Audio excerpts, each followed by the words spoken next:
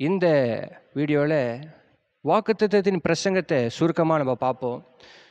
பரிசுத்த ஆவி உங்களிடத்தில் வரும்பொழுது நீங்கள் பலனடைந்து எருசலேமிலும் யூதேயா முழுவிலும் சமாரியாவிலும் பூமியின் கடைசி பரியந்தம் எனக்கு சாட்சிகளாக இருப்பீர்கள். அல்லேலூயா. எப்படின்னா நம்ம எப்படி சாட்சிகளாக இருக்க முடியும்? இந்த சாட்சினா என்ன? கர்த்தருக்கு ஸ்தோத்திரம். கர்த்தருடைய பரிசுத்த நாமத்திற்கு மகிமை உண்டாவதாக. சாட்சினா என்ன? 2 விதமான சாட்சிகள் உண்டு. ஒன்று, கர்த்தர் செய்த நன்மைகளை நம்ம சொல்லுகிறதான ஒரு சாட்சி. சபையிலே ஞாயிற்றுக்கிழமையானால் கர்த்தர் நமக்கு அற்புதத்தையும் அடையாளத்தையும் செய்திருப்பார் என்று சொன்னால் அதை நம்ம சபையில் பகிர்ந்து கொள்ளுகிறோம். அது ஒரு சாட்சி. அதே நேரத்தில் நீதிமன்றத்திலே சாட்சி சொல்லுகிறார்கள். கர்த்தருக்கு ஸ்தோத்திரம். அது என்ன விதமான சாட்சி? கர்த்தருக்கு ஸ்தோத்திரம். அது என்ன விதமான ஒரு சாட்சியாக இருக்க முடியும்? அப்போது இதே வசனத்தை நம்ம இங்கிலீஷில் படிப்போம்னு சொன்னால், but you shell receive power when the Holy Spirit has come upon you and you shall be witness to me in Jerusalem and in the Judea and Samaria and to the end of the earth. அல்லேலூயா. கர்த்தருக்கு ஸ்தோத்திரம். இதில் ஒரு வார்த்தை witness. இதை இங்கிலீஷில் எனக்கு சாட்சிகளாக இருப்பீர்கள் அப்படிங்கிற வார்த்தையை இங்கிலீஷில் பார்ப்போம்னு சொன்னால் shell B witness to me. கர்த்தருக்கு விட்னஸாக இருக்கிறோம். ஐ விட்னஸ்னால் என்னது? கண்ணால் கண்ட சாட்சி. அப்போ இப்படி சொல்லலாம். கர்த்தருக்கு ஸ்தோத்திரம். கண்ணால் கண்ட ஆதாரம். கர்த்தருக்கு ஸ்தோத்திரம். அப்போ இந்த சாட்சின்னு சொன்னால் என்ன காரியம்? நீங்கள் ஆதாரமாக இருக்கிறீர்கள். கர்த்தருக்கு உங்களுடைய வாழ்க்கை ஆதாரமாக இருக்கிறது. உங்களுடைய சாட்சியை கர்த்தர் நீங்கள் இருக்கிற பட்டணத்திலே, இந்த ஆலயத்திலே, உங்கள் குடும்பத்திலே ஆதாரமாய் வைத்திருக்கிறார். அல்லேலூயா. கர்த்தருடைய பரிசுத்த நாமம் மகிமைப்படட்டும். அப்போது இன்னொரு சாட்சி என்ன சொன்னால் என்ன? அதை பற்றியும் நம்ம அறிந்து கொள்ளுவோம். இன்னொரு சாட்சி அப்படின்னுங்கிறது சங்கீதத்தில் 145வது சங்கீதத்தில் 4வது வசனத்திலிருந்து 7வது வசனம் வரைக்கும் நீங்கள் வாசித்து பாருங்கள். இந்த பிரசங்கத்தை கேட்டவங்களுக்கு தெரியும்னு சொல்லி நினைக்கிறேன்.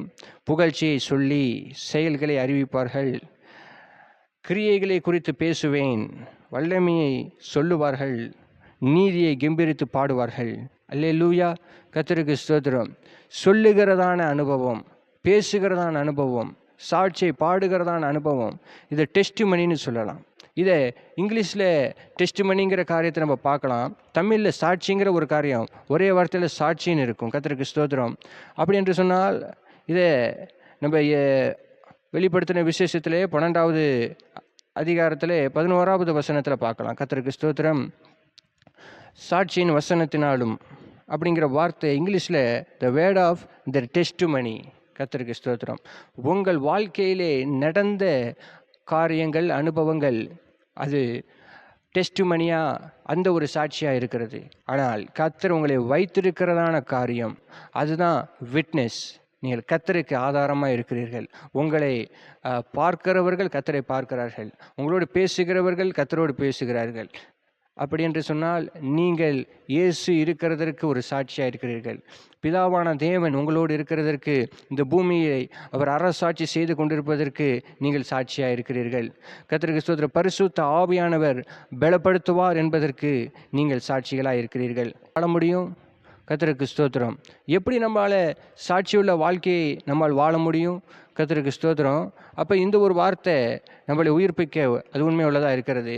கர்த்தர் மோசேயை நோக்கி, என்னாகமம் புஸ்தகத்திலே கர்த்தர் மோசேயை நோக்கி ஆவியை பெற்றிருக்கிற புருஷனாகிய யோசுவா, ஆவியை பெற்றிருக்கிற புருஷனாகிய யோசுவா, அந்த யோசுவா, ஆவியை பெற்ற யோசுவா யோர்தானை கடந்தான், எரிகோவை தாண்டினான், ஜனங்களை வழி நடத்தினான். அல்லேலூயா.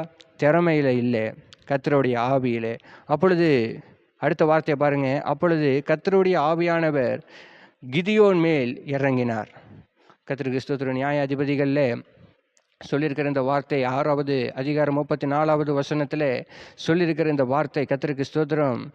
கர்த்தருடைய ஆவியானவர் கிதியோன் மேல் இறங்கினதுனாலே அவன் கொஞ்சம் பேரை கொண்டு அநேகரை துரத்தினான். அல்லேலூயா. திறமையில் இல்லை.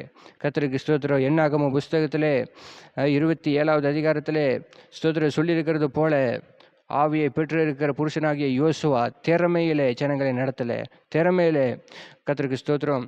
அவன் எந்த ஒரு யோர்தானியை கடக்கவில்லை, எரிகோவை தாண்டவில்லை.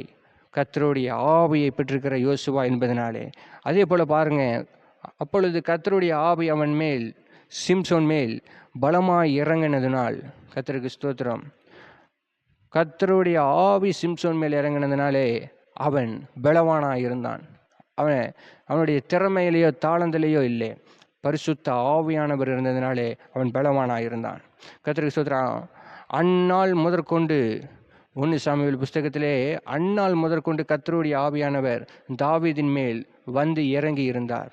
அதனாலே அவன் பலம் கொண்டு, கர்த்தருக்கு ஸ்தோத்திரம், ஒரு முறை சிங்கத்தையும், ஒரு முறை கர்த்தருக்கு ஸ்தோத்திரம் கரடியையும், கர்த்தருக்கு ஸ்தோத்திரம் இன்னொரு முறை கோலியாத்தையும் அவன் கொன்று போட்டான். அந்த பலத்தை கர்த்தர் தாவீதுக்கு தந்தார். அந்த பரிசுத்த ஆவியானவர் யோசுவாவோடு இருந்த பரிசுத்த ஆவியானவர், கிதியோனோடு இருந்த பரிசுத்த ஆவியானவர், சிம்சோனோடு இருந்து பரிசுத்த ஆவியானவர், தாவீதோடு இருந்து வல்லமையான காரியங்களை செய்த அந்த பரிசுத்த ஆவியானவர், இவர்களையெல்லாம் பலப்படுத்தின அந்த பரிசுத்த ஆவியானவர், கர்த்தருக்கு ஸ்தோத்திரம், அந்த பரிசுத்த ஆவியானவர் உங்களிடத்தில் வரும்போது நீங்கள் பலனடைந்து கர்த்தருக்கு சாட்சிகளாய், கர்த்தருக்கு ஆதாரமாய் இருப்பீர்கள் என்று நான் விசுவாசிக்கிறேன். நீங்களும் நானும் இந்த வருஷத்திலே கர்த்தருக்கு ஆதாரமாய் இருப்போம் என்று விசுவாசிப்போம். அல்லேலூயா.